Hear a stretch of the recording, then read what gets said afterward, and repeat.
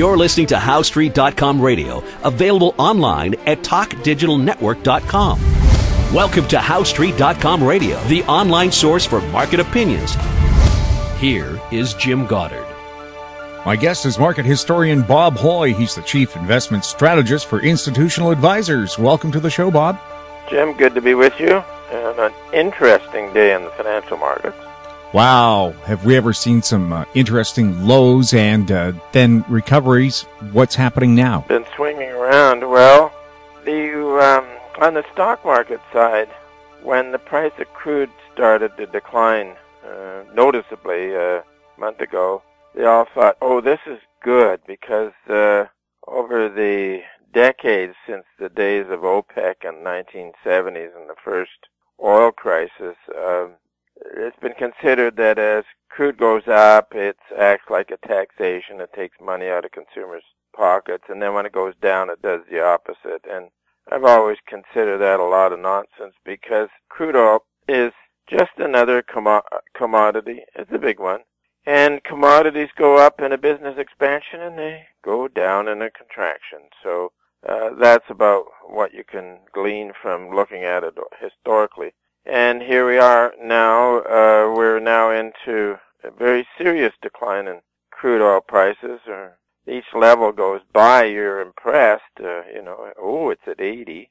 The high was 107 last June. And then you see it hit the 70 level and then the 60 level, and now it's in the 50s. There's really something obviously serious going on here. And what it was is that crude enjoyed the premium because of the risk factor in the Middle East, and that's been built into the cake for a long time.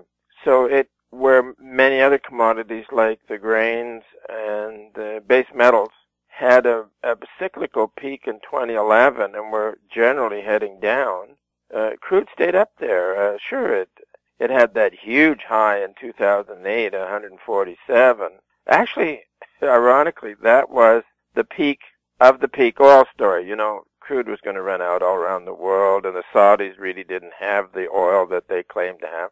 And that one gave all kinds of technical sells on that one. Actually, when we got a weekly upside exhaustion on that one in June, I think it was, and wrote that this registering indicated that there could be a cyclical bear for crude oil, and then noted that if it stayed up long enough to register the monthly upside exhaustion, it would likely be followed by a secular bear. Well, we've had both.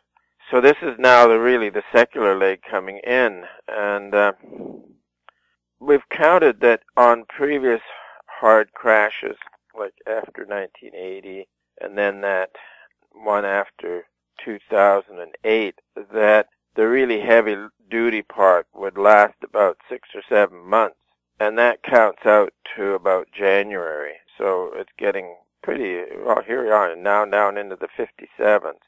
So the other model we used on this was, well, go back to last summer we were talking about, that we noted that the natural gas price took a huge adjustment from where it traditionally traded between highs and lows to down to a new low trading range, maybe between 2 and 5. Now, we thought that crude oil would take a similar slump to a new and lower price regime. It didn't have to be the same percent drop as crude, which say went from 12 to, or natural gas, which went from 12 to 2. So we're looking for a new price regime. Then the other one was your seasonal, where you can often have weakness in crude oil prices from late September down into, say, December, January. There was another one on top of that, and that was that the opposite geopolitical force on crude oil, whereby, and we used Reagan's action in the early 80s when the Soviets were out of control and were dependent on, their main source of serious money was petroleum exports. So Reagan had worked out a side deal with the Saudis to say, hey, it's going to go down, don't do much to support it. And that was then 1985, late 85, I think it was around 31, and by March it was down to $10. And that bankrupted the Soviet Union and eventually collapsed. So this is what we've been thinking, that under Putin, you could call it a neo-Soviet.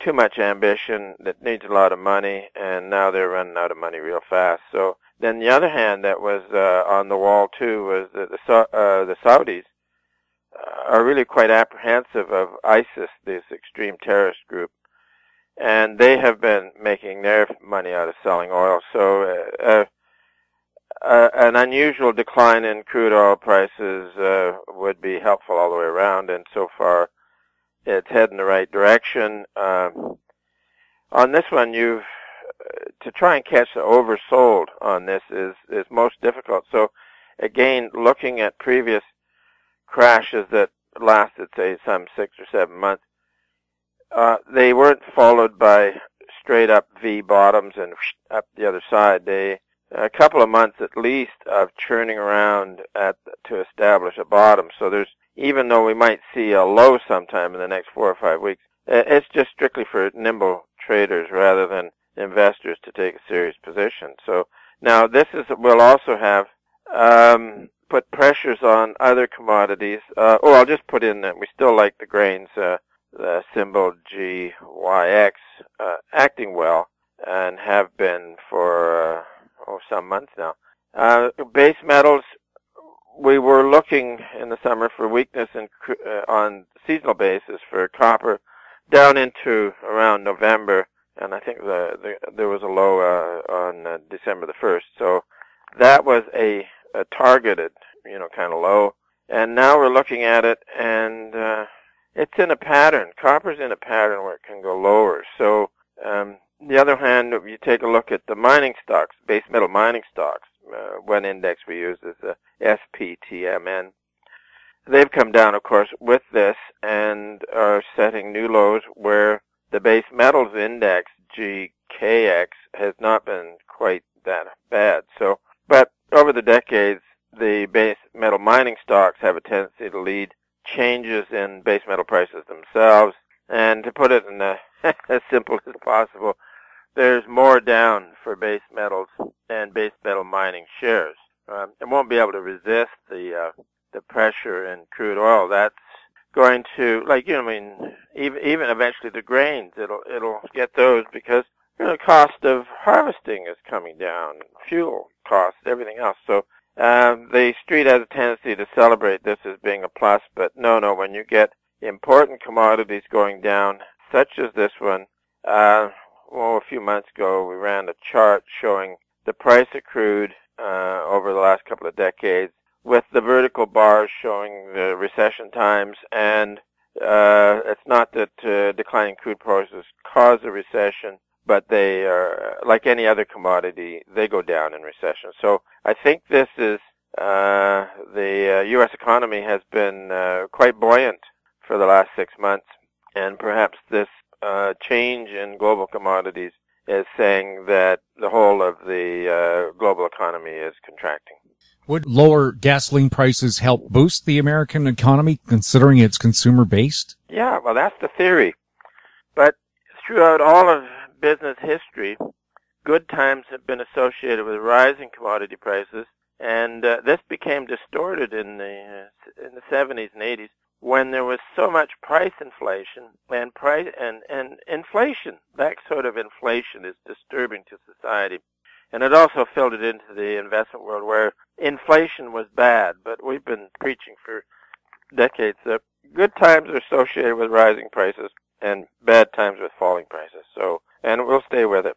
So the idea that lower gas prices will put more spendable money in the hands of the consumers is that's straightforward. But then the problem is if you're in a recession, the unemployment rates will go up, that sort of stuff. So we'll stay with it, that falling commodity prices are not good. They indicate a contraction.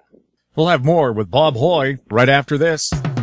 More and more people are looking to the internet for intelligent, riveting, and thought-provoking interviews. To advertise on the Goddard Report and TalkDigitalNetwork.com, call 604-699-8600, 604-699-8600. Welcome back. We're speaking to market historian Bob Hoye. Bob, what about the precious metals? What's their position in all of this?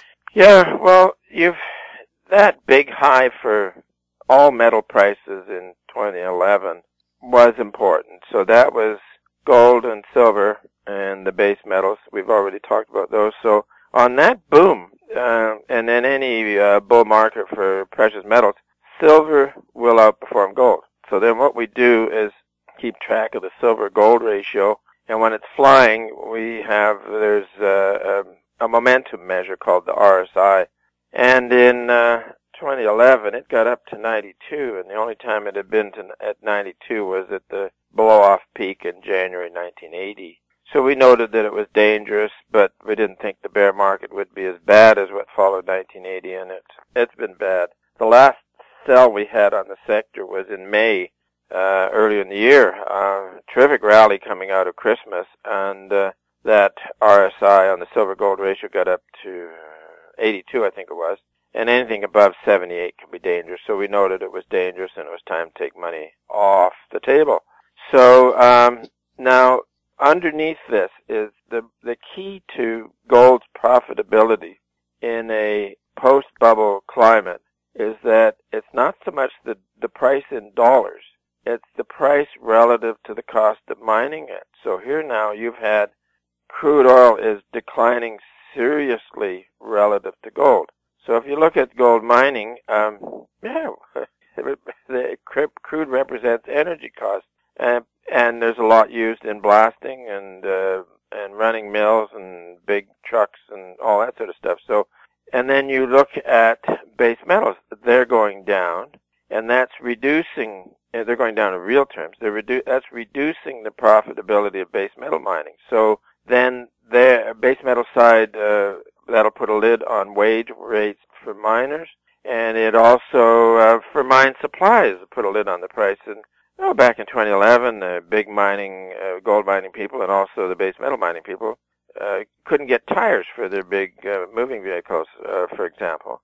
And then now, a friend of mine recently says, "Oh yeah, tires are readily available now." So it is classic stuff, Jim, whereby in a post-bubble contraction, the real price of gold goes up. That improves the profitability generally for gold mining, and production rates go up. You get more gold coming out, and that helps to reliquefy the global financial system when the normal instruments of credit are contracting. So a lot of this is yet still ahead of us. So we keep track of gold's real price by dividing it by a commodity index, and it had its low in June. And it has moved up, and it's set a new high recently, and that is we take as very constructive for the gold mining sector.